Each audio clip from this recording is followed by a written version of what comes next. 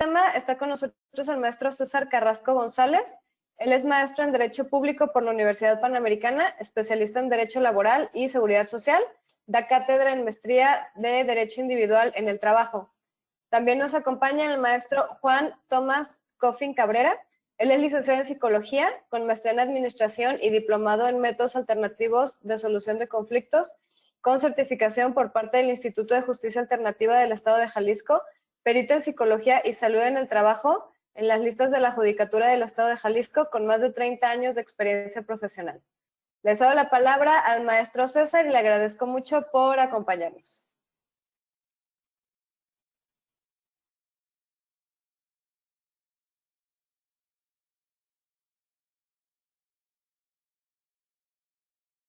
Hola, ¿cómo están? Mariana, muchas gracias a la CONADIAC por conducto tuyo, la invitación que nos refrendan de nueva cuenta, al Corporativo Gabaón por conducto de mi persona, y en esta ocasión pues tener la oportunidad de también extender la invitación al maestro Juan Tomás Coffin, experto y especialista en materia de factores psicosociales. Y no sé, me gustaría agradecerle la participación a todos los presentes, a todos los asistentes, y saber si se ve es visible nuestra cámara. Mariana, si nos puedes ayudar a informar eso. No sé si también nos escuchas muy bien para... Si te escuchas bien, nada más tu cámara está desactivada y tu presentación todavía no la podemos ver. Aquí.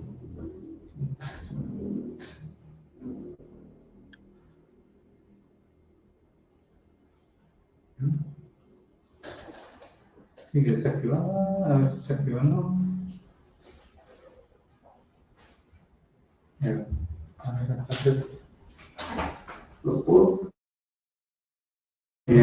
Sí, a ver si nos dan un minutito nada más para ajustar este tema técnico.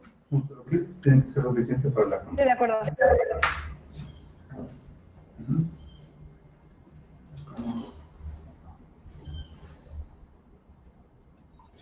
Sí. Bueno, sí, no hay clic atrás de la cámara.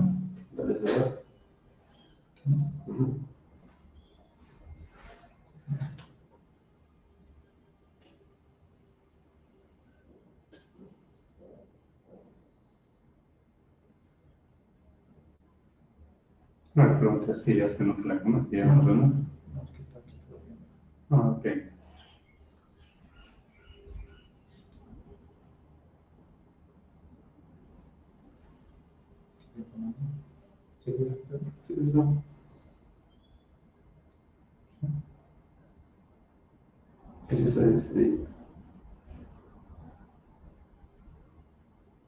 A ver si no lo podemos hacer salirnos y volvemos a reiniciar.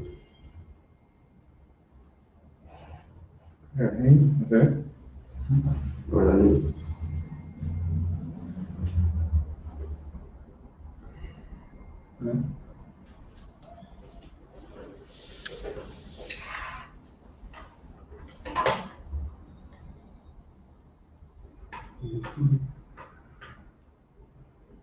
Que salimos.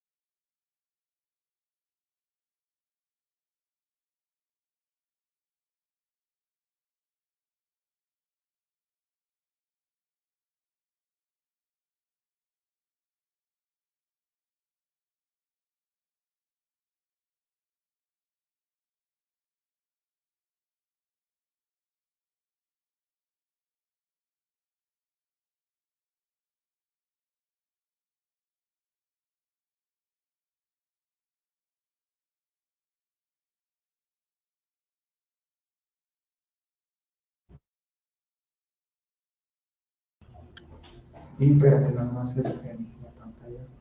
Listo, César, ya podemos escucharte, te podemos ver y ahorita el control lo tiene Ángel. Si quieres, él puede estar pasando tu presentación. Perfecto. Muchísimas gracias, Mariana. Gracias. De nueva cuenta, agradecerles pues la invitación a CONADIAC por conducto de Mariana y de Ángel. Son muy honrados aquí en Corporativo Gabaón de que estemos compartiendo estos temas tan de actualidad, y en esta ocasión invitando a Liceo Tomás, también integrante del corporativo, que es experto y especialista en factores psicosociales, y aprovechemos esta charla, que aunque el tiempo es un poco corto, nos hicieron favor de manejar la dinámica actualmente sobre factores de riesgo psicosociales de la norma 035 del 2018. La identificación, análisis y su prevención. Vamos a ver de manera muy breve algunos antecedentes legales esenciales para efecto de tener un marco contextual. También manejar en estos antecedentes legales nacionales tenemos lógicamente la Ley Federal del Trabajo con sus reformas del 2012 y de mayo del 2019 del año pasado, en donde podremos advertir en sus primeros articulados ya el tema del trabajo digno o decente, y también el tema de hostigamiento, acoso y violencia laboral, que sin lugar a dudas es un marco referencial para efecto de la normativa doméstica alrededor de nuestro país, de México, para todos los centros de trabajo. También tenemos la hoy abrogada Ley Federal sobre Metrología y Normalización, y también su reglamento, que bueno, ya está pronto a entrar en vigor la ley sustituta. Sin embargo, para efectos de la norma 35 fue un marco referencial, lógicamente por la fuente primigenia, como es una normativa oficial mexicana.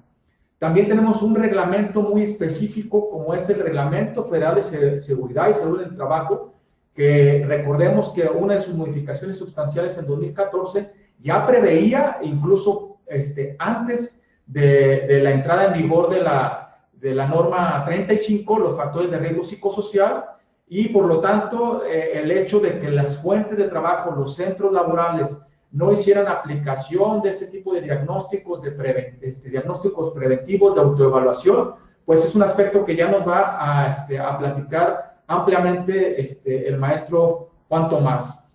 Y finalmente tenemos la publicación el 23 de octubre del 2018 de la multireiterada norma 35.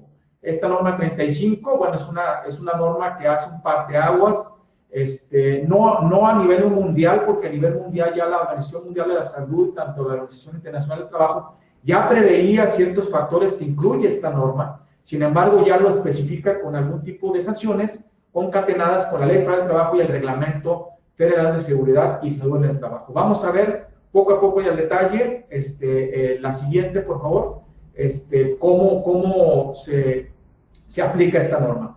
¿Qué mide en sí la norma 35? ¿Cuáles son sus objetivos? Finalmente, de manera muy coloquial o de manera muy difundida, en México hemos tratado de advertir de que la norma 35 exclusivamente se ciñe a factores de estrés laboral. Sin embargo, esto es exclusivamente un detonante, propiamente un factor psicosocial, que eventualmente la norma no necesariamente va a controlar el estrés en los centros laborales. Sin embargo, va a permitir identificar, prevenir y diagnosticar a las fuentes de empleo, que este tipo de factores sean plenamente advertidos por los empleadores y acatados por los trabajadores para efecto de tener un trabajo digno decente. ¿Cuáles son sus objetivos fundamentales?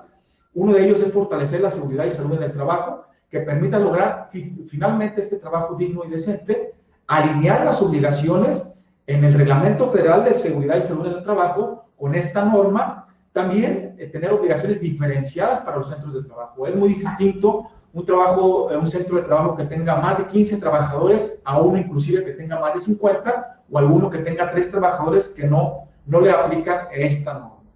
La participación de especialistas para ciertos casos. Algunas de las inquietudes que vamos a ver a lo largo y el desarrollo de esta exposición, veíamos cómo si es necesario eventualmente tener el acompañamiento y la evaluación de un especialista, ya sea médico, un aspecto psiquiatra, un aspecto psicológico, y vamos a ver cuál es este valor cuantitativo y cualitativo para la aplicación efectiva de esta normativa.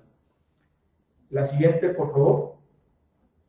Otro de los objetivos, finalmente, es estos centros de trabajo, hasta 15 trabajos, están exentos de la aplicación de esta evaluación, y finalmente ponen la evaluación en la prevención.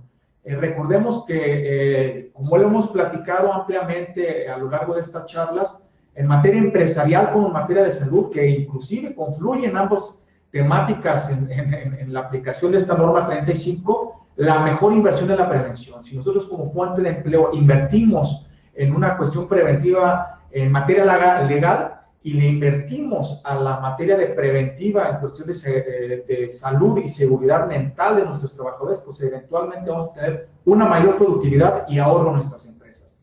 El cómo es lo que vamos a identificar a través de esta exposición. Se prevé también una entrada gradual de la vigencia de estas obligaciones patronales. Vamos a identificar de manera muy puntuales algunas. Eventualmente la norma trae bastantes, trae algunos tipos de protocolos, políticas, diagnósticos que tenemos que aplicar. Sin embargo, trae esencialmente algunas que vamos a ver finalmente a lo largo de esta exposición. Nos proporciona un método para identificar y analizar los factores de riesgo psicosocial. Si bien es cierto, vamos a establecer a lo largo de esta charla tres sectores fundamentales. Una parte metodológica, en donde tratamos de reunir las inquietudes de todos los asistentes, tratando de vincular unas respuestas y soluciones muy claras y puntuales.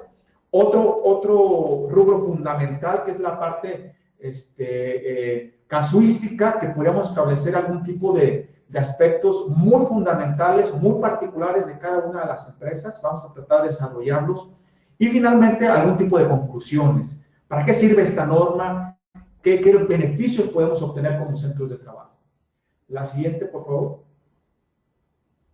Bueno, finalmente tenemos dos etapas fundamentales que tanto de manera institucional, el gobierno federal, como si escudriñamos un poco la norma, vamos a poderlos resumir en dos pasos fundamentales, que uno es la aplicación. Recordemos que esta norma entró en vigor a partir del 23 de octubre del 2018, y la primer vacatio legis, la primer plazo para su aplicación.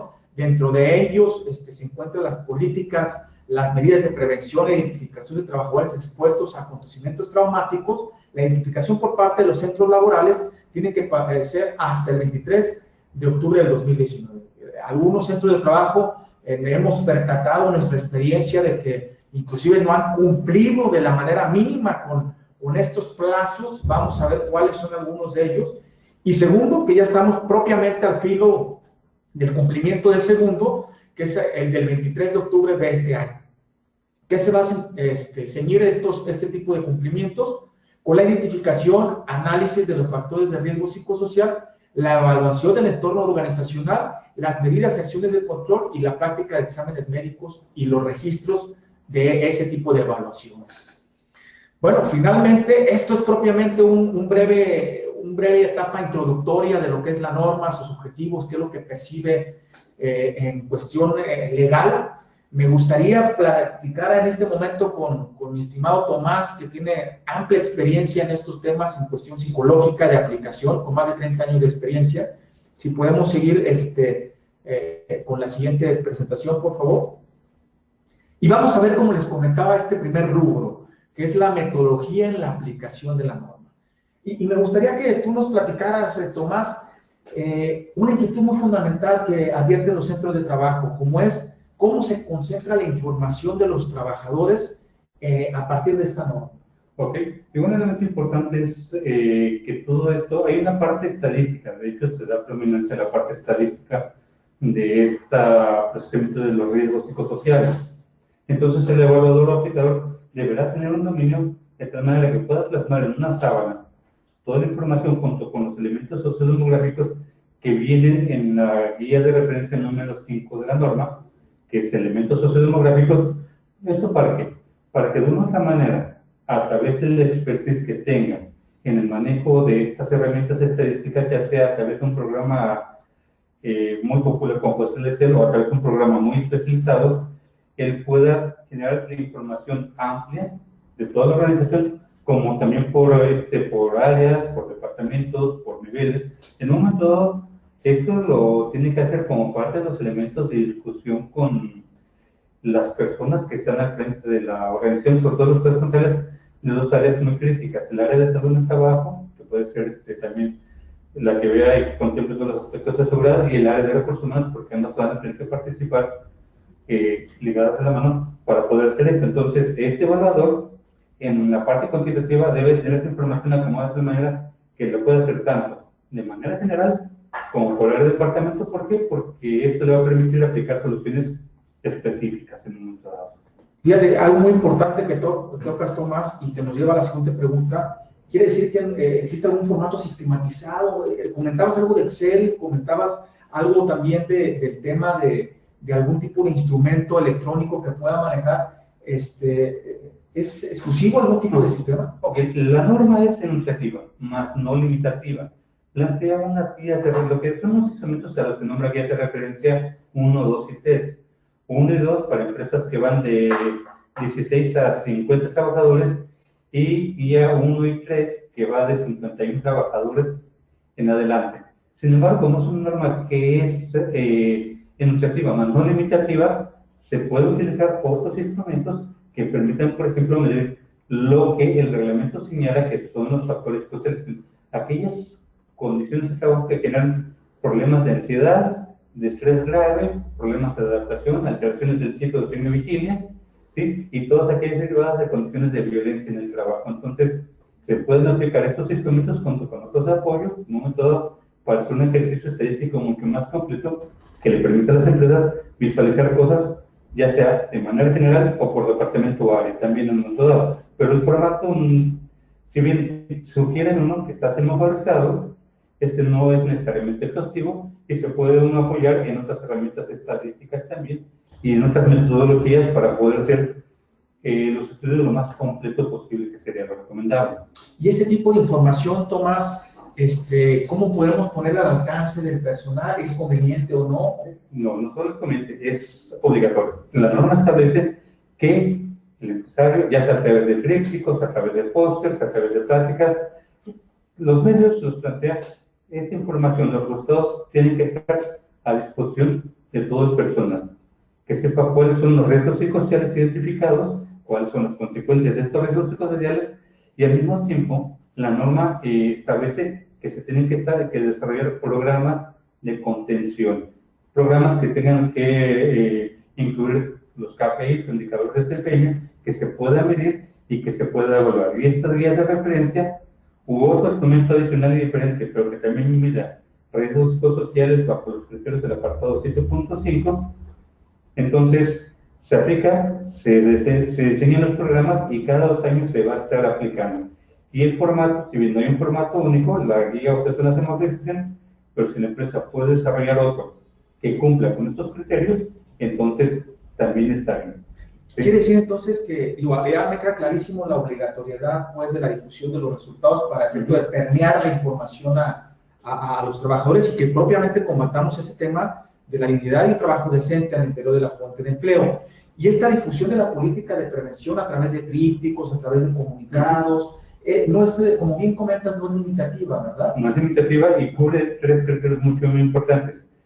Lo que es el entorno de relación favorable, que surge de los entornos saludables de la OMS, del trabajo, lo que es la detección de riesgos psicosociales y lo que es la evaluación de los riesgos de violencia en el trabajo, que podemos dividirla en violencia general y hostigamiento laboral, que son 2 situaciones diferentes con características e incluso concepciones diferentes en un momento dado. En este caso, por ejemplo, y tocas temas muy importantes, Tomás, como es el caso de la violencia laboral, como el hostigamiento, el acoso.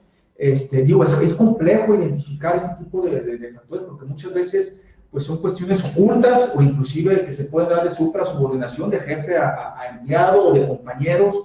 Sin embargo, en este caso, la norma nos habla también de necesidades de exámenes médicos.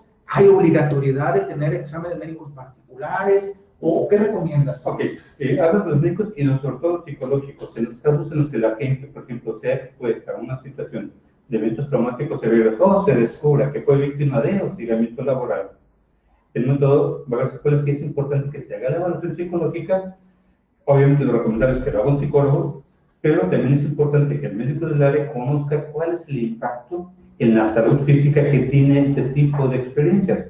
Porque no nada más la cuestión psicológica, que sí pesa, sino también las cuestiones de salud física que se derivan de este tipo de condiciones que pueden ser bastante perjudiciales en un momento dado, y por ello mismo es importante que el psicólogo lo conozca, pero también el médico sepa, para que cada quien trabaje desde su esfera de especialización, ¿sí? Porque la idea es que sea un servicio integral en un momento dado.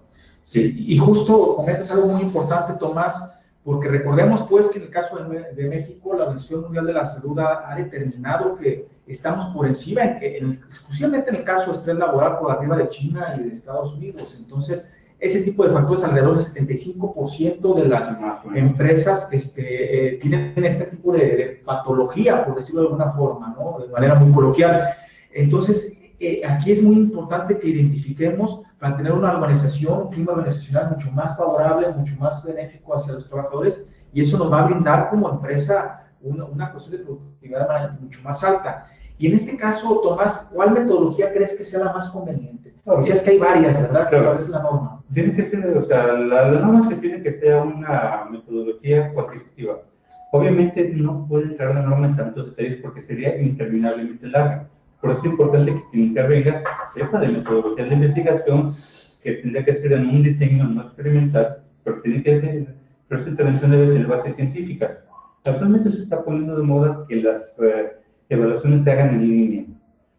Y puede hacerse, pero la mayoría no están contemplando elementos metodológicos que garanticen que la información que se está obteniendo tenga validez y confiabilidad. Es decir, se puede contestar con muchas probabilidades desde tu casa, desde la comida de tu casa, en la noche, el fin de semana, etcétera, y tú no sabes quién está contestando, cómo está contestando, etcétera, lo que va a propiciar que tú no tengas la confianza de que lo que te están contestando realmente es lo que están experimentando.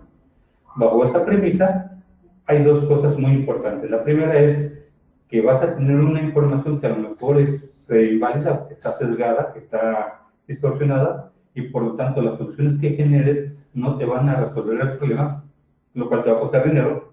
Y segundo, el reglamento federal y la norma te hablan de atender los factores psicosociales. ¿Cuáles? Los que encuentres. Si te equivocas en este estudio y no lo detectas algo diferente, pero después salta esto otro, no puedes argumentar, es que yo apliqué y no me salió. Es como el mecánico que no sabe hacer su trabajo y entonces te hace un diagnóstico de tu vehículo equivocado y después puede argumentar, es que yo no encontré esto. No, espérame, es que tu trabajo es ser el mecánico y encontrar exactamente cuál es la falla del vehículo.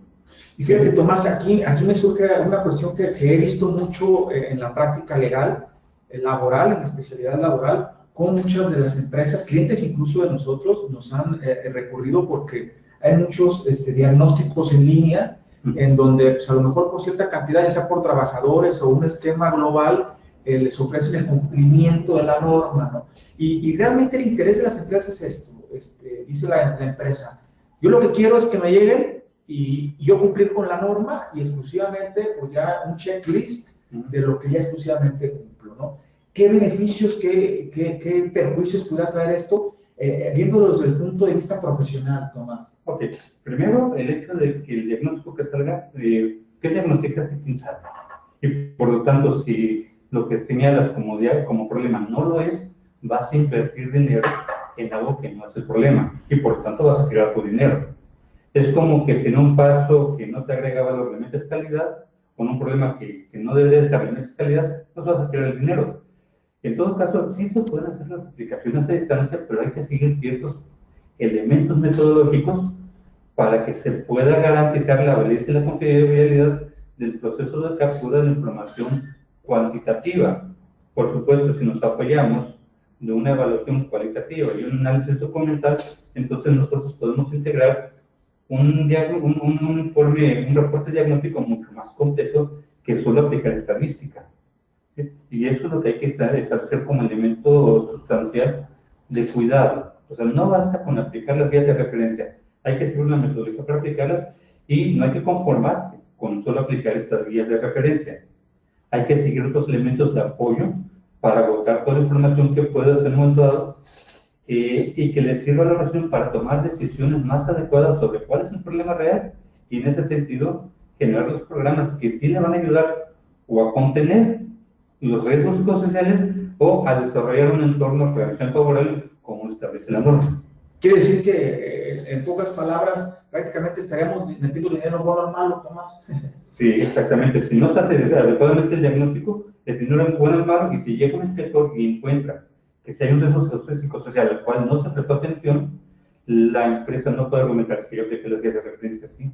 Pero si no supiste hacer el diseño de tu muestreo, si no supiste, por ejemplo, aplicar adecuadamente para que no se te desagregara la información, El del apartado 8.3, 8.4, 8.5 señala precisamente eso, que tienes que, y el 10 puntos que tienes que cuidar. O sea, debes de llevar a cabo la metodología con cuidado. ¿Sí? Nos ayudan con la siguiente presentación, por favor. A ver, vamos viendo algunos casos particulares, Tomás. ¿Cómo se pueden controlar yo como empresa índices bajos de estrés laboral? ¿Cómo podría yo controlarlos a partir de la aplicación de esta norma? Ok, la norma lo que te dice es identificamos los riesgos psicosociales y desarrollamos los programas de contención. Los riesgos psicosociales nunca se van a eliminar. Nosotros tenemos riesgos psicosociales en dos áreas muy diferentes que hay que saber trabajar. Uno, la que es inherente al puesto, que definitivamente no la vamos a poder eliminar, que es parte del puesto, y que por lo tanto entonces tenemos que desarrollar estrategias para que los trabajadores que están en ese puesto no vayan a desarrollar afectaciones en su salud mental, y las que son propiciadas por un mal diseño de la organización del trabajo, que no se atribuye al puesto, sino un mal diseño, y entonces tenemos dos condiciones diferentes. Por eso es muy importante el diagnóstico. Es decir, por ejemplo, el caso de un conductor que trabaja 8 horas seguidas, si le vas a poner a trabajar 8 horas manejando, lógico, va a incurrir una condición de una fatiga física y mental que le puede llevar a tomar malas decisiones. Estar en carretera es riesgoso, le va a generar estrés estar en el tráfico, eso no lo puede remediar. Lo que yo puedo hacer es diseñar un programa de salud para reducir esos niveles de estrés propios del trabajo, o como sería el caso de un médico que actualmente está enfrentando todas las condiciones del COVID-19, pues se va a estresar porque está expuesto a poder ser contagiado. Es natural ser puesto, pero sí puedes diseñar un programa para atender esta situación de ansiedad que le genera su trabajo natural. Sin embargo, si a este médico se le agrega una situación de que tiene un jefe que le grita, que le insulta, que lo sigue frente a los demás, y eso ya no es propio del puesto. Eso es propio de un mal diseño del trabajo dentro de la organización, y entonces ahí tenemos un riesgo psicosocial que no es inherente al puesto, pero que sí se tiene que atender. Sí, que la organización tendrá que trabajar para desarrollar un entorno de organización favorable. De ahí pues la importancia, Tomás, como bien comentas, de calibrar nosotros a través de una aplicación exacta de un médico especialista, en este caso en materia de salud, un psicólogo, un psiquiatra que sea especialista en este tipo de cuestiones, para poder nosotros como empresa saber la aplicación de esta norma y sacarle los beneficios, ¿no? Y aquí me surgen dos temas importantes, Tomás. El principio de que, lógicamente, el tema del impacto hacia a través de una enfermedad mental, un estrés, un factor psicosocial que nos agrave en esta circunstancia, cómo puede desencadenar a un factor físico, de salud física del trabajador. Y tenemos dos instituciones, como tú bien sabes, una institución fundamental como el Instituto Mexicano del Seguro Social, que es en el seguro obligatorio. Nuestros trabajadores, nuestra plantilla laboral, tienen que estar necesariamente en ese tipo de regímenes. Y por ejemplo, pero Tomás, fíjate que, lógicamente conoces, ¿no? El tema en el IMSS a veces tienen su seguro social y pues uno quisiera que a lo mejor tiene un trabajador la cita al día siguiente, ¿no? Pero muchas veces se postergan estas citas, ¿no? Para nosotros como empresa, preocupados por nuestro capital humano, podamos dar atención. ¿Ahí qué sugieres tú, Tomás? Ok. Aquí vale, digo, finalmente es una dependencia que nos está dando el apoyo. El trabajador puede ir y se le dice, no, ¿sabes qué? La cita es hasta dentro de 6 meses, entonces la recomendación es clara. Hay aspectos, por ejemplo, si la persona fue víctima de una condición de un evento traumático severo, que un mes después se desemboca en lo que vamos a llamar estrés traumático y no se atiende, el daño se puede cronificar. Si por otra parte la persona resulta que sin darnos cuenta en la organización fue víctima de una serie de prácticas de hostigamiento laboral que tienden a ser muy perniciosas y que pueden generar condiciones de daño psicológico todavía más severas que las del estrés postraumático, el problema de no atender esto es que este daño se puede cronificar en lo psicológico, pero sobre todo también en lo físico. Por eso es la importancia de su atención inmediata. ¿Qué se recomienda? Si en un momento dado, digamos, resulta que de la cita se lo dan hasta dentro de 2, 3, 5 meses, entonces se puede buscar el apoyo de un profesional externo. Obviamente hay que saber qué profesional buscar, cómo nos va a poder apoyar, y en ese sentido también generan todas las evidencias de que se está trabajando respetando todo el tiempo el aspecto de confidencialidad de la persona que está siendo tratada, del paciente, pero al mismo tiempo aportando las evidencias que le permitan a la empresa demostrar que está cuidando con esta parte de la norma, ¿sí? Con esta atención a lo que es guía de referencia 1 sobre eventos traumáticos o este aspecto de la exposición de las personas a violencia en el trabajo. ¿Sí? Y fíjate, justo esto me lleva a un ejemplo, Tomás, con el tema del COVID. Muchas de las ocasiones, mientras se determinaba si era riesgo, si lo cubría o no el IMSS, muchas empresas optaron, incluso del ramo acerero, en contratar médicos particulares para la debida atención de su personal, ¿no? Mientras se pudiera determinar o no, pues finalmente hicieron un primer filtro para ese tipo de atenciones. A mí me parece de atención prioritaria ese tipo de cuestiones, toda vez que recordemos pues que si efectivamente puede ser una enfermedad generada por el centro de trabajo, las repercusiones podrían ser para el centro de trabajo si no tiene una debida atención.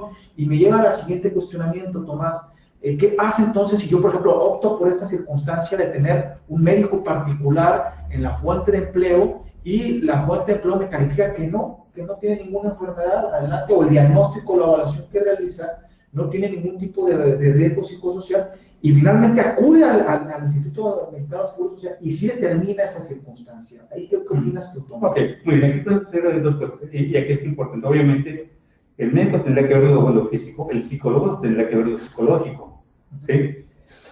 Pueden pasar dos cosas. La primera, que la empresa se hizo adecuadamente su diagnóstico, detectó todo lo que tenía que detectar. Hay un apartado 6 de la norma que habla de obligaciones de los trabajadores.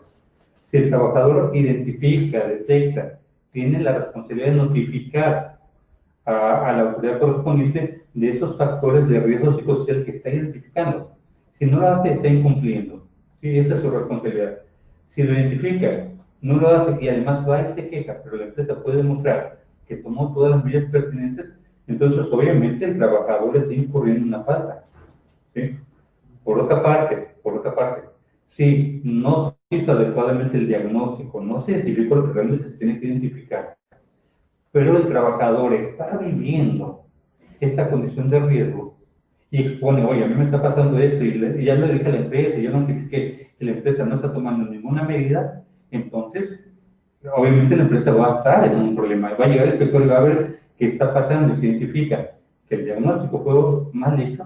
Por supuesto que el trabajador no va a tener en ese sentido ninguna responsabilidad. Por eso es importante hacer el diagnóstico de la manera más completa y competente posible. Se lo hace adecuado y completamente posible y alguien se va y se queja. Entonces, obviamente, ya no tiene fuerza la queja en un momento porque no cumplió el trabajador con su responsabilidad. Notificar a la empresa que identificó riesgos sociales y que simple y sencillamente al no hacerlo está incumpliendo con el apartado 6 de la norma. Y ahí me lleva una cuestión, Tomás. Realmente la norma también lo involucra y lo menciona, la norma 19, inclusive el propio reglamento de la Ley Federal del Trabajo, el tema de las condiciones mixtas de seguridad e higiene en el trabajo. Es importante tener constituidas y realmente funcionando este tipo de condiciones en donde el trabajador pueda acudir a presentar, o incluso a través de las visitas de verificación, con un acompañamiento psicológico experto a través de la aplicación de esta norma, que se puedan detectar ese tipo de factores. Y también la norma, Tomás, menciona un apartado de la jornada laboral y de las horas extras. A muchas personas lo han interpretado como que, oye, entonces, ¿qué pasa con las horas extras? ¿Se tiene que necesariamente eliminar la jornada de trabajo si nosotros tenemos a lo mejor cumpliendo la ley una jornada de trabajo, o inclusive a veces excediéndose? ¿Con esta norma ya nos limita esa posibilidad? ¿Cuál es tu opinión experta? Ok, aquí hay dos cosas. Uno, la ley establece una jornada y establece el manejo de las horas extras. Entonces, eso es lo que se tiene que pegar las organizaciones. Sin embargo, tenemos un problema muy real aquí en México a nivel mundial. México es el país, o uno de los países que tiene las mayores cargas horarias a nivel mundial, que no necesariamente se traduce en más productividad, pero sí se traduce en una condición de mucho desgaste. Entonces tenemos que es aproximadamente algo así como 2.225 horas según la OCDE anualmente, muy por encima de otros países, incluido China. Y bajo esta premisa se transgrede lo que establece la Ley Federal del Trabajo. Cuando se transgrede, por supuesto que la organización va a tener problemas. ¿Por qué? Porque en ese sentido no solo transgrede la Ley Federal del Trabajo, sino también transgrede la norma. La norma se refiere a eso, a que estas cargas horarias estén dentro de lo que establece la ley. lo que no está sucediendo en muchos lugares de trabajo. De ahí ya que mucha gente puede ser más propensa por esa condición de fatiga a incrementar los niveles de accidentabilidad, por proceso acumulativo, por fatiga mental acumulativa, desarrollar problemas de salud física y mental a la larga.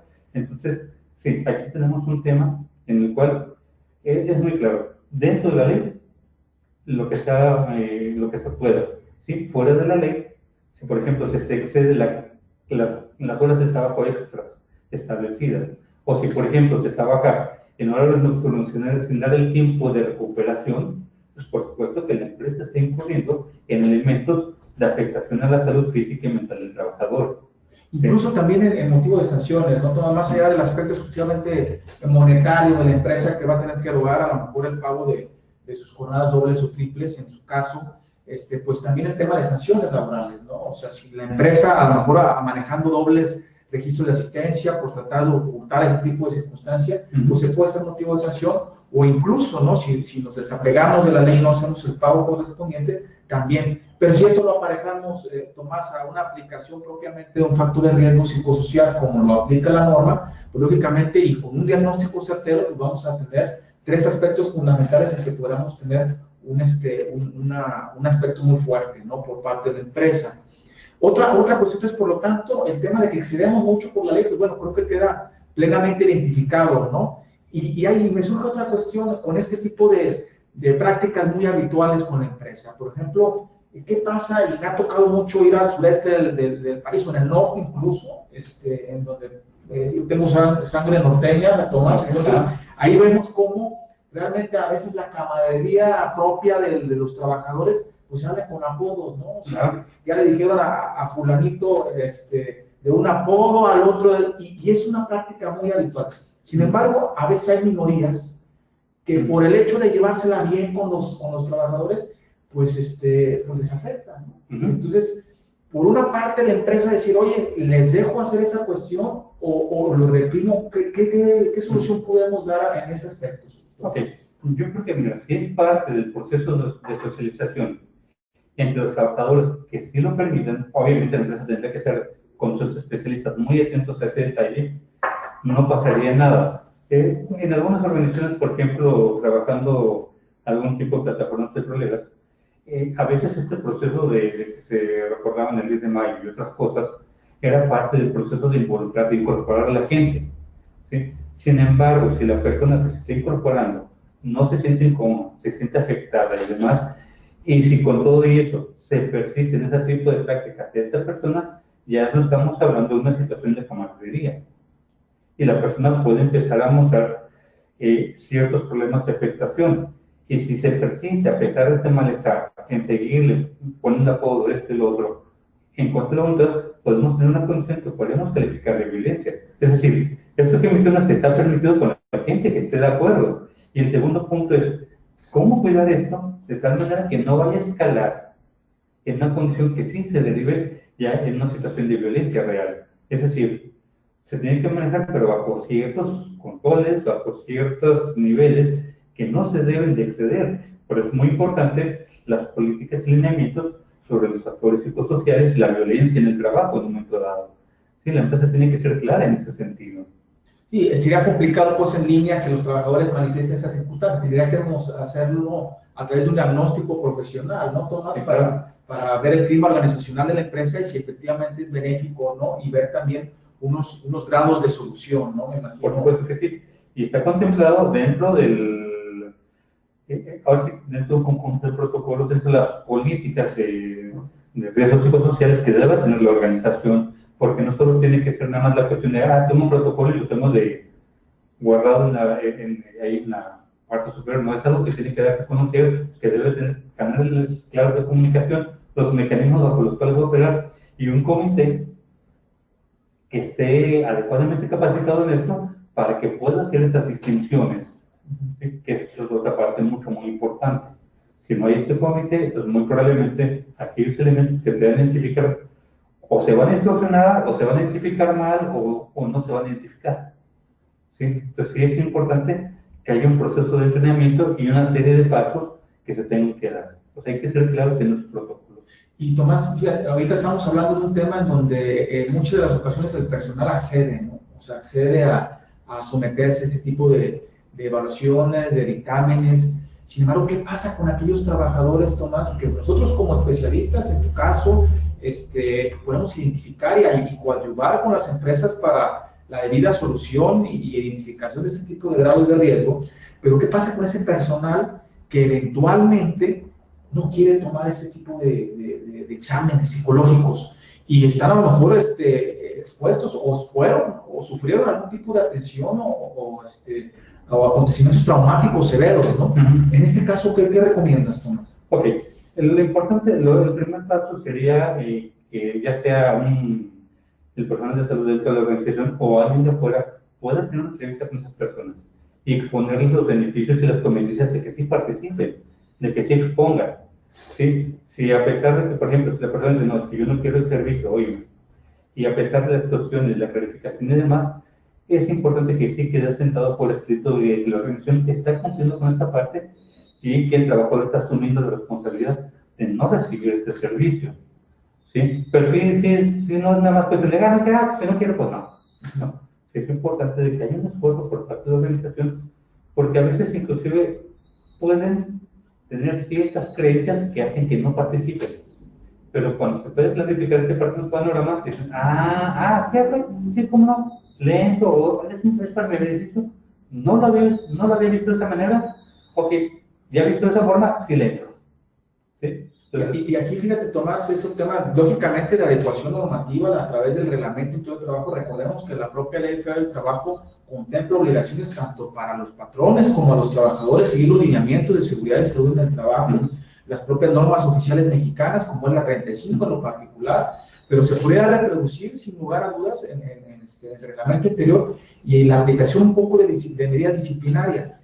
Pero me lleva una cuestión más se vale convencer que convencer, ¿no? Y muchas veces también la norma prevé mecanismos de quejas o denuncias que ellos puedan presentar a través de que la empresa idee mecanismos para que el trabajador tenga confianza y se genere ese clima para que ellos también puedan entrar en esta sinergia, ¿no? Claro, esa es la idea, sí. Y digo, aquí son dos cosas. Bueno, primero, crear estos canales de comunicación que respeten todo el tiempo la confidencialidad del trabajador, ¿sí? Porque tiene ese derecho.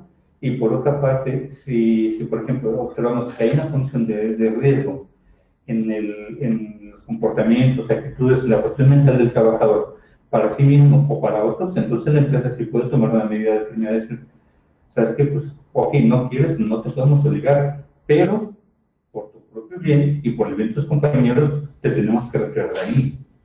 ¿Sí? O sea, pero tiene que estar muy clasificado todo esto, no es nada más que se me ocurrió. El ejemplo que yo en plataformas petroleras, por ejemplo, una persona que tenga una condición de riesgo de angustia, de ansiedad, que no le permita concentrarse, puede ser un riesgo para sus compañeros. ¿Sí? Y por tanto, si la persona dice, yo no quiero decirlo, que no recibir, pero dado que es un trabajo de riesgo, tengo que tomar medidas para proteger y proteger a los demás. Claro, eso es una corresponsabilidad, pues, de los trabajadores hacia sus demás compañeros y también de la empresa, ¿no? Sí. En el siguiente, por ejemplo, vamos a ver las consecuencias en la siguiente presentación, Tomás, de repercusiones y consecuencias legales, propiamente de esto. Y vemos algunas, por ejemplo, las sanciones en que la propia ley prevé de quien genera violencia laboral, incluyendo en el reglamento interior del trabajo. Comentábamos hace rato, muy bien lo exponías tú, Tomás, en el sentido de que muchas veces los trabajadores, pues, entienden, pues, de que tienen este factor de riesgo social y no tienen la posibilidad, o incluso por temor, incluso a su superior jerárquico, al jefe, incluso por el clima organizacional de la empresa, el tipo de nivel escalafonario que tiene, los niveles, pues muchas veces la empresa no se da cuenta. Por eso la importancia de la aplicación de esta norma, pero si llegamos a detonar o a identificar, por ejemplo, a los trabajadores que tienen ese tipo de violencia, pues recordarás tú que inclusive la propia Ley Federal del Trabajo, el artículo 47, prevé algún tipo de causal de rescisión por actos inmorales y actos de violencia que ejerzan los propios trabajadores. Eso, lógicamente, al entrar al terreno de un capítulo de rescisión laboral, pues tendríamos que tener como empresa conforme a la Ley Federal del Trabajo, ya previamente documentada este tipo de condiciones, ¿no? Y esto me genera alguna cuestión muy importante. Tú recordarás que hace algunos años la primera sala de la Corte emitió un criterio, un precedente muy importante en relación con el móvil laboral, en donde realmente establecía para dependencias públicas 5 tipos de conductas que pueden ser sancionadas por parte de la ley, como puede ser el caso, lógicamente, del aspecto penal, que el propio Código de Procedimientos Penales y el Código Penal Federal prevé, y cada una de las entidades, y la mayor parte de las entidades federativas del país, prevén el delito de violencia laboral, incluso también propiamente la parte de responsabilidad laboral del trabajador que cometió o autorizó este tipo de conductas, también la parte de responsabilidad civil, que puede darse por daños y perjuicios, una responsabilidad civil tanto de la persona que fue el infractor, que propició el autor de este tipo de conductas, como de la empresa si en caso de omisión no siguió los protocolos, condiciones y normativa adecuada, ¿no? Y finalmente, pues el caso de la responsabilidad patrimonial, ese tipo de cuestiones, pues es muy importante que lo tenga la empresa, porque no basta con exclusivamente ponerlo en el reglamento interior, sino saber cómo aplicarlo, ¿no, Tomás? Que de actas administrativas bien realizadas, avisos de rescisión, conforme a la Ley Federal del Trabajo ya se puede demostrar dentro del procedimiento este tipo de condiciones, pero lo preocupante aquí es con la empresa, de que no obstante que exista la aplicación de esta norma, el Reglamento Federal de Seguridad y Salud en el Trabajo, la norma mexicana 25, montonal de leyes a través de discriminación, de violencia en contra de las mujeres incluso, que no las apliquen, ¿no? No tener el respaldo documental a través de protocolos y diagnósticos adecuados para poder mitigar ese tipo de conductas. Y lógicamente las sanciones o operaciones a trabajadores que generen violencia, discriminación, acoso laboral, pues van implicados en este tipo de conductas, ¿no? Y finalmente me llega otra pregunta, Tomás, fíjate que en el caso propiamente de las multas que se puedan aplicar a las empresas, pues tanto el reglamento como la propia Ley Federal del Trabajo establece de 250 a 5,000 unidades de medidas de actualización, que estamos hablando alrededor de 23,000 a 430,000 pesos. Actualmente, en lo que no suba la bomba. En lo que no suba la bomba. Entonces, realmente estamos aquí, si nos apegamos a la Ley Federal del Trabajo, puede ser por conducta y por trabajador, ¿no? Entonces, más allá, exclusivamente del tema de la inspección, aparte de la contingencia o el pasivo contingente que vamos a tener con la empresa para ese tipo de circunstancias, pues aparte el trabajador que fue violentado va a tener algún otro tipo de camino, ¿no? Para poder exigir a la empresa. Y aquí me lleva una cuestión, a lo mejor las empresas quieren blindarse, ¿no? Dicen, oye, yo veo que a lo mejor la norma 35, la norma 25, perdón, pero la norma 35 prevé algún tipo de certificaciones por parte de unidades verificadoras, o cómo está ese tipo de situación para las empresas, Tomás. Ok, el tema de la certificación de riesgos especiales a nivel nacional y a nivel internacional, como tal no hay. ¿Por qué? Porque los riesgos sociales pueden ser bastante amplios en un momento dado, ¿sí? Por eso la norma no es exhaustiva. Pero sí, en un momento, digamos, se pueden seguir ciertos parámetros de evaluación metodológica de la situación. Es decir, de momento la norma va a establecer las llamadas unidades verificadoras, ¿sí? Y estas unidades verificadoras van a, de una otra manera, calcular para ver si las empresas están cumpliendo o no como referente a esta norma, ya sea en su primera fase o en su segunda fase. Pero ciertamente, por ejemplo, en la temática del hostigamiento laboral, en un dado del acoso laboral, sí es importante que se hagan estudios sólidos. No es una cuestión que dejes sujeta a debate.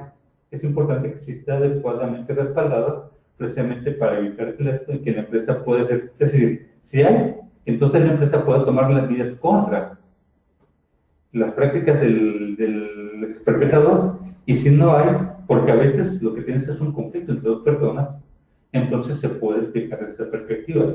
Pero ciertamente las unidades verificadoras van a llegar, o sea, supuestamente ya aplicaste todo, y va a ser básicamente una de cada 35 trabajadores que van a estar preguntándole, oye, se te dio a conocer esto, hay un protocolo, ¿sabes cuáles son los mecanismos? Si tú tuvieras que seguir, si tú fueras víctima de todo, Las unidades verificadoras preguntan a los trabajadores. Claro, ¿por qué? Porque precisamente se trata de que realmente no es por una cuestión de desconfiar de la organización. Es decir, la organización puede estar pensando que está haciendo bien el trabajo, pero si no hay ese proceso de retroalimentación, a lo mejor puede incurrir sin darse cuenta en que está haciendo una difusión deficiente, no está dando consejo, está haciendo protocolos muy estrictos, pero esos protocolos no son conocidos por todo el personal. Se pueden hacer varias cosas. Entonces la unidad verificadora llega, pregunta. Obviamente la unidad verificadora no tiene una característica así como voy a preguntar y voy a sancionar. No. Esos son los inspectores de la Secretaría del Trabajo. Pero la unidad verificadora puede ayudar a la organización a ver si está cumpliendo o no con lo que está pidiendo la norma. ¿Sí? Entonces, esta parte precisamente eso es lo que se refiere a las unidades verificadoras. La cuestión de certificación, yo también la pregunta es importante en el sentido de que a las empresas van a llegar gente, hemos visto, nuestros instructores están certificados en riesgos psicosociales, no hay certificaciones en riesgos psicosociales, para que no vayan a tratar de sorprender. No hay certificaciones en No, pero sí, por ejemplo, tu servidor a principios de este año tomó un diplomado internacional en evaluación de factores psicosociales, a pesar de que tengo desde el 2011 trabajando con esto. Hace unos meses tomé una serie de capacitación sobre evaluación de factores psicosociales y COVID-19 o pandemia, porque obviamente están afectándose los procesos de evaluación a raíz de la pandemia y uno se está actualizando. O sea, tiene que demostrarnos que tiene las actualizaciones, que puede trabajar con metodología, que puede trabajar con estadística descriptiva, estadística inferencial, que conoce de riesgos psicosociales, que conoce de cómo funcionan las organizaciones. ¿Por qué? Porque hay 3 niveles en los que se trabaja en la norma. El primer nivel, la estructura organizativa, que es algo más allá de las políticas de riesgos psicosociales, que implica también procesos, procedimientos y otras cosas. Segundo nivel, que es el de socialización, capacitación y demás. Y tercer nivel, que es la atención a los casos en donde ya tenemos problemas de estrés postraumático o hay personas que están sometidas a eventos traumáticos severos o personas que ya tienen afectaciones por hostigamiento laboral.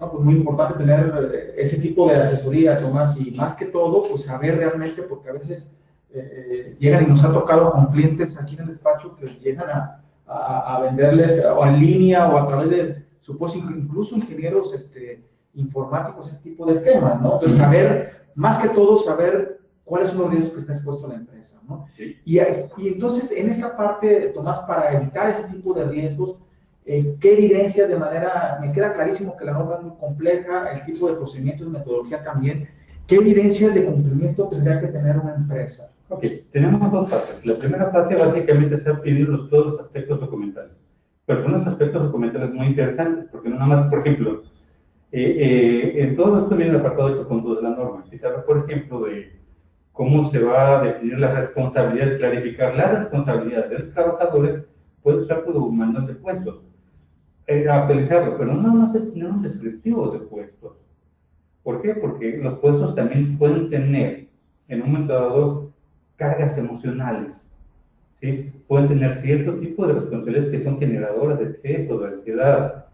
Puedes tener también programas que tengan que ver con cómo involucras al personal en la solución de los problemas cotidianos. Puedes tenerlo, o sea, tus intervenciones, por ejemplo, de primer nivel, no se suscriben nada más a lo que es una política para políticos sociales.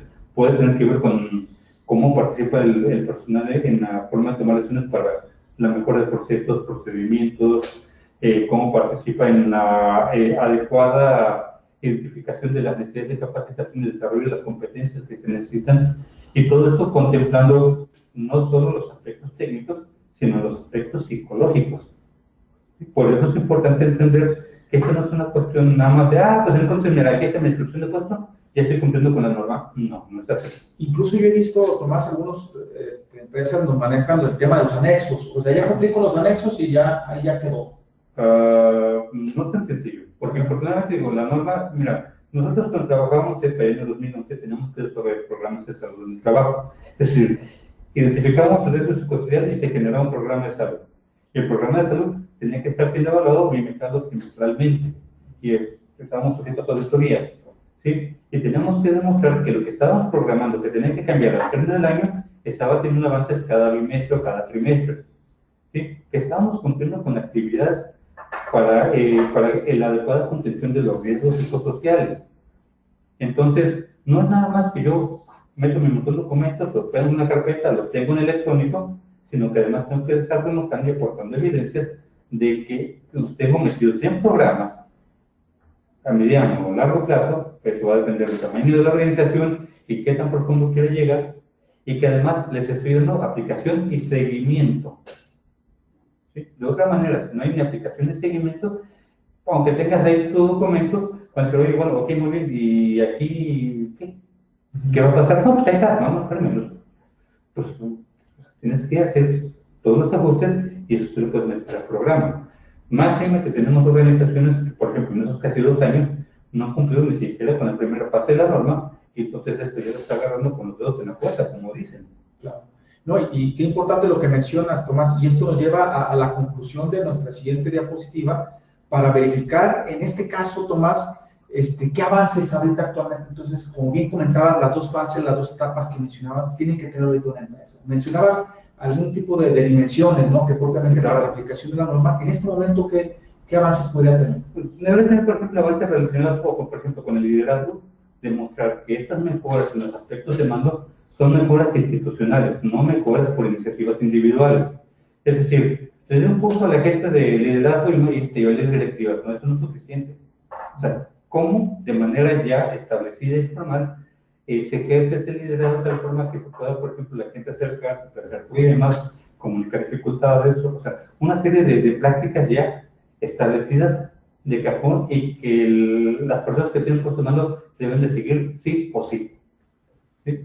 Eso por una parte. La otra cuestión que tiene que ver con las capacitaciones, aquí la norma es muy clara, no se trata de que tengas un curso de inteligencia emocional alineada a la norma, se pide, por ejemplo, las competencias que debe tener este puesto para reducir niveles de estrés o de ansiedad, identificar, por ejemplo, los programas de salud, los programas de apoyo, los programas que tengan que ver con el equilibrio familia-trabajo, o sea, son elementos, por mencionarte algunos, que ya tienen que ser elementos de evidencia de esta primera fase. Pero también, obviamente, la segunda fase es la aplicación de los estudios estadísticos para identificar los riesgos psicosociales que se trabajen con las guías de referencia 1 y 2 o 1 y 3, dependiendo del tamaño del centro de trabajo. ¿Sí? O sea, ya prácticamente se tendría que estar teniendo todos esos elementos. ¿Por qué? Porque a partir del 23 de octubre puede llegar un inspector y preguntarle, ¿qué tienes? ¿Sí? Ya es un carácter obligatorio. Se dio este periodo de gracia para que practicaran, ensayaran, se familiarizaran. Si no lo han hecho, hoy hay que haber problemas. Si no contemplaron que la pandemia crea nuevas condiciones de exigencias psicológicas que antes no había, eso no los exime de responsabilidad. Si en un momento, por ejemplo, estás enviando WhatsApp fuera de las jornadas de trabajo, los fines de semana y pidiendo informe, ¿por qué? Pues porque estás haciendo el trabajo en tu casa y por lo tanto estás disponible las 24 horas del día, pues obviamente hay una jornada de trabajo que no se está respetando. ¿Sí? Y lo que es peor, están dejando evidencias a través de qué? De mensajes, WhatsApp y otros tipos de situaciones. Entonces, todo esto, la norma no cambia, la entrada en vigor no cambia. Lo que cambia es las formas en las que vamos a evaluar estos riesgos psicosociales. No solo con la aplicación de las guías de referencia, sino con otros mecanismos y otras metodologías. Y hay que ser, precisamente hay que tener los recursos para hacer esto. Y qué importante, doctor, lo que comentas, Tomás, te agradecemos mucho la intervención. Y para cerrar con tu intervención y agradeciendo a la CONADIAC, como siempre, su invitación muy puntual, podemos advertir cómo podemos aprovechar la norma 35, cómo podemos aprovechar también el Reglamento Federal de Seguridad y Salud en el Trabajo en factores psicosociales, cómo lo podemos aprovechar al máximo. Ok, son dos cosas, y este aspecto, porque hemos visto los aspectos de miedo, de temor, de sanción y demás, pero primero, lo que pide la norma no es otra cosa más que ayudar a profesionalizar a las organizaciones, es decir, si aplicamos lo que nos están pidiendo, tanto en la fase 1 como en la fase 2, lo que va a hacer es profesionalizar a las empresas, y eso está bien. Sí, es decir, una empresa profesional tiene mejor control de sus gastos, de sus actividades, mejor control de lo que esperan los trabajadores en sus criterios y parámetros de evaluación del desempeño laboral y demás. Eso por una parte. Por otra parte, tenemos que romper con esa creencia errónea de que la salud mental está peleada, o sea, es decir, o haces salud mental o haces productividad, y no, son dos cosas que se puede trabajar en conjunto sin que haya mayor inversión, es decir, a través de la norma podemos trabajar el bienestar y la salud emocional e incrementar la productividad. ¿sí? Obviamente hay que saber cómo hacerlo. Si solo te vas a limitar a medir riesgos psicosociales, entonces no necesariamente se va a causar mayor productividad. Pero si te vas a dejar hacer una intervención en ese sentido correcta, amplia y válida, entonces, por una parte, se puede implementar mejoras en el clima laboral, en el compromiso de los trabajadores hacia la empresa, en sus condiciones de bienestar, en sus condiciones de cubrir las competencias que se requieren, y por otra parte podemos incrementar la productividad o reducir los costos de operación. Ya va a depender de la metodología que utilicemos. Por eso es importante que cuando se haga este tipo de intervenciones, no solo conozcamos los aspectos psicológicos de los trabajadores, los aspectos psicológicos sociales, sino también cómo funcionan las organizaciones. Algo muy importante, Tomás, y creo que ya para concluir, me parece muy importante lo que comentas, porque eventualmente las empresas tenemos muy presente que la mejor inversión es la prevención. Muchas veces por el temor exclusivamente de cumplir con la norma, le metemos dinero bueno al malo, y eventualmente podríamos capitalizar este dinero que se podría invertir porque necesariamente no tomas, a lo que logro entender, lo que bien comentas con tu experta intervención, es de que la intervención o inversión que se va a realizar en el aspecto de la aplicación de esta norma a través de especialistas y un experto nos puede llevar a una productividad. No está peleado una con otra. No, inclusive hay mecanismos para poder cuantificar esto. Sí, es decir, esos trabajos multidisciplinarios.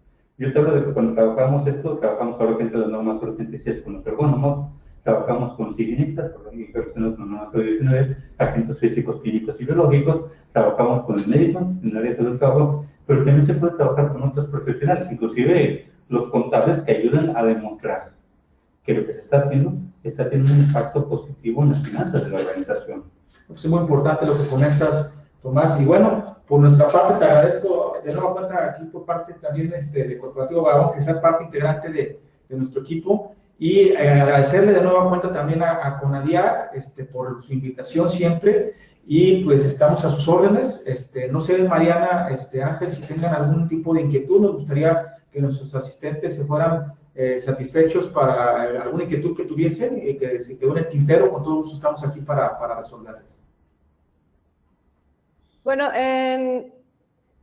ok, tenemos una pregunta de Miguel Ángel. ¿El examen médico qué tanto debe abarcar? Ok, primero, en cuanto a la norma, más examen médico es el examen psicológico. ¿Qué tiene que abarcar? Tiene que abarcar aquellos aspectos de las consecuencias psicológicas que se pueden encontrar producto de un riesgo psicosocial.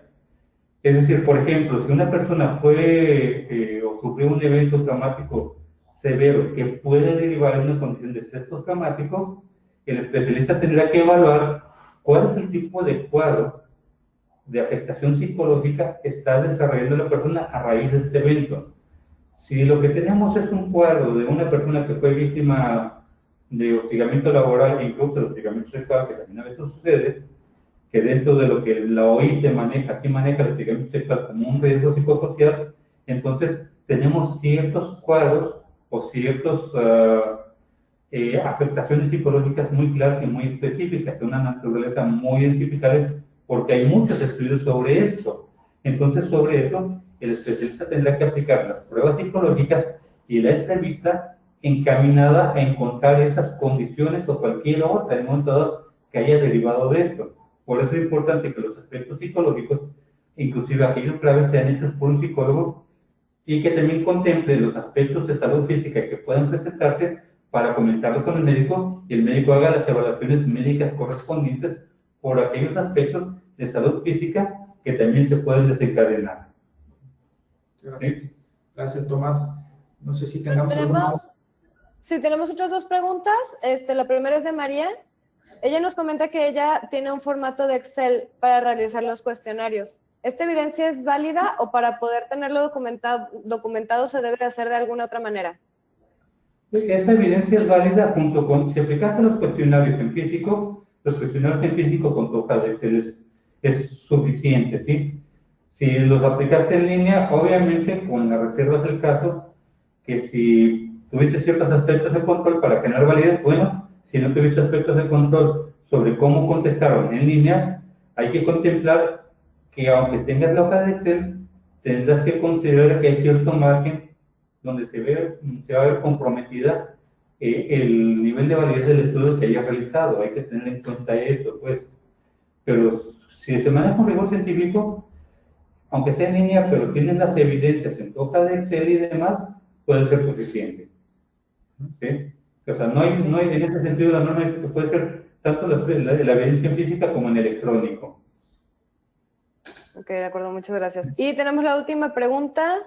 Bueno, dice, para evaluar las posibles afectaciones de la pandemia, ¿cuándo es recomendable hacer la evaluación de nuevo? Ok, primero, si tenemos el caso de, o sea, tendría que hacerse ya, aquí tenemos que están surgiendo una serie de afectaciones inesperadas e importantes. O sea, como psicólogo te comento, ya tenemos pacientes que están manifestando condiciones de burnout, por ejemplo, en casa, en el teletrabajo, porque sí los pueden experimentar cuestiones de ansiedad, cuestiones de estrés grave por la actividad laboral, producto de que antes, por ejemplo, estaban en las oficinas, convivían, se relacionaban, tenían retroalimentación y de repente en casa eso ya no sucede. Y en cierta medida se invade la actividad de la vida personal. Y por ejemplo, las mujeres, todavía peor el asunto porque se da la doble jornada, es decir, atienden las cuestiones del trabajo, del teletrabajo, pero al mismo tiempo están al pendiente de los quehaceres en la casa. En ese sentido, ya tenemos una afectación y entonces valdría la pena tener que hacer otra vez la evaluación, o si hay algún evento traumático severo, a pesar de que ya se haya hecho anteriormente, hay que inmediatamente se puede volver a hacer, ¿sí? Y dar seguimiento, ¿por qué? Porque las afectaciones psicológicas son una cosa que pueden ocurrir en el primer mes, pero después de un mes se puede presentar y todavía hasta los 6 meses se pueda de lo que llamaremos una condición de estrés postraumático. Por eso es importante que lo haga un especialista para determinar qué es la afectación psicológica, porque dependiendo de lo que se diagnostique va a ser el tratamiento. ¿Sí? Pero sí, a raíz de la pandemia, pues obviamente nos implica, nos obliga a tener que reevaluar muchas cosas. ¿Por qué? Porque es una condición nueva, ¿sí? Y que no sabemos cómo está o qué tipo de afectaciones psicológicas está generando. ¿Que lo está generando? Sí, eso lo sabemos porque se ha venido implementando las tasas de consultas al psicólogo y otro tipo de problemas psicológicos que están afectando a la productividad. Eso es uno de los problemas principales que están surgiendo a nivel mundial. ¿Sí? Muchas gracias. Tenemos otras 2 preguntas más que tienen que ver con la evidencia. Si ya apliqué las pruebas, si tengo la política diseñada, ¿con que esté firmada y capacitada por los empleados ya es suficiente? Sí, ayuda definitivamente. Obviamente, si tú entregas, pero también tienes que demostrar que tienes ciertos canales de comunicación abiertos. Es decir, que las personas sepan que pueden seguir una serie de pasos de este protocolo en caso que se presentara algo. Si nada más esas políticas, si me firmaron de recibido, pero en esas políticas no contemplan cómo van a manifestar todo lo referente al apartado 6 de norma como sus responsabilidades como trabajadores, o cómo, si son víctimas de una situación de acoso laboral, lo pueden externar con el máximo de seguridad y de confidencialidad. Si eso no viene dentro de ese protocolo, o si viene pero no se le da a conocer a los trabajadores y nomás les pides que firmen, pues lógico no se está cumpliendo. ¿Sí? Y por supuesto que que hay un comité también para poder estar manejando todo esto. Eso sería lo ideal. ¿Sí? Ok, muchas gracias. Y como última pregunta, ¿qué más evidencia requiero tener para corroborar que se está trabajando en esta materia en la empresa? Dependiendo de la fase. Si, por ejemplo, estamos en la segunda fase, tendrás que demostrar que aplicaste las guías de referencia o un instrumento, como viene en el apartado 6.5, en la evaluación de los riesgos psicosociales, que generaste la captura, el procesamiento de la información y que estás generando los programas de contención. Si estamos en la primera fase, pues ¿qué tendrá que hacer? Tendrá que hacer las políticas de evaluación de riesgos psicosociales, las cuestiones que tienen que ver con el desarrollo de entorno organizacional favorable, lo que es la detección y erradicación de las prácticas de violencia en el trabajo, y que es a través de un conjunto de documentos que pueden ir, por ejemplo, con las DNC, pero que deben ser elaboradas bajo ciertos parámetros, los manuales de puestos que tienen que ser elaborados bajo ciertas metodologías, o sea, es decir, ya lo que se hacía antes requiere de nuevas formas en donde se contemplan estos aspectos psicológicos, si son, por ejemplo, las formas en las que se resuelven los problemas o la cuestión de la capacitación, son elementos que ya no pueden ser considerados en las formas como se hacían del 2018 hacia atrás. O sea, ya te contempla, te exige ciertos elementos de carácter psicosocial que antes no se veían. ¿Sí? Pero que sí existen y que se pueden desarrollar y que hay otros países que ya tienen años trabajando con eso. Tenemos a Colombia, por ejemplo, tenemos a España, la Comunidad Europea también tiene trabajando mucho tiempo con esto, o países más recientes, por ejemplo, la experiencia chilena o la experiencia peruana, en donde apenas está iniciando. Entonces, esto va, no se está inventando el hilo negro, ya hay material. Lo que no se había hecho es que no se había incorporado a las formas actualmente de trabajar y se tiene que hacer, precisamente para dar cumplimiento a la norma. ¿Sí? Entonces, las sugerencias hay que revisar el apartado 10.2 porque ahí nos va a ir diciendo, pero no a detalle. Por eso es conveniente que haya un especialista que pueda traducir muchos de los elementos de este apartado y del 8.2 en actividades observables, medibles, comprobables, verificables y que además se puedan ir midiendo con el paso del tiempo durante su implementación. Tenemos una última pregunta. Si en un centro de trabajo tengo dos poblaciones, una de personal administrativo con 25 personas y otra con personal operativo con 40 personas, ¿es necesario aplicar una evaluación del entorno organizacional? Sí, porque están en el mismo centro. Estamos hablando de 25, 40, son 75. Entonces ya rebasamos los 50. No importa que uno sea administrativo y otro sea operativo. Si están dentro del mismo centro de trabajo, se considera acto de grupo. ¿Por qué? Porque simple y sencillamente coexisten, cooperan, colaboran, platican entre ellos. ¿Sí? Por supuesto que ahí, cuando hacemos este tipo de intervenciones, seguimos ciertos protocolos para la aplicación de los instrumentos y para el levantamiento de información. ¿Por qué? Porque vamos a garantizar el máximo de convalencia y confiabilidad. Pero, si ya rebasamos los 50, sí se tiene que contemplar. Ok, muy bien. Esas serían todas las preguntas que tenemos. Les agradezco muchísimo. Maestro César y el maestro Tomás, muchas gracias por acompañarnos. De parte de todo el equipo de CONADIAC y de nuestro presidente Francisco Villanueva, también queremos agradecerles a todos por haberse conectado. Muchas gracias. Muchas gracias, Mariana. Muchas gracias a todos los asistentes, a CONADIAC, por conducto de su presidente, por conducto tuyo y de Ángel. Gracias, Tomás, por haber participado en esta ocasión, que no sea la primera ni la última, va a ser la primera, pero no la última. Y gracias a todos, muy amables. Gracias a todos y esperamos. Buenas tardes. Gracias por preguntas y dudas. Gracias. Fíjate, aquí las preguntas, las vi ya tarde, dice, buenas tardes, ¿podría revisar el audio? Ya te nos escucha. Se escuchó.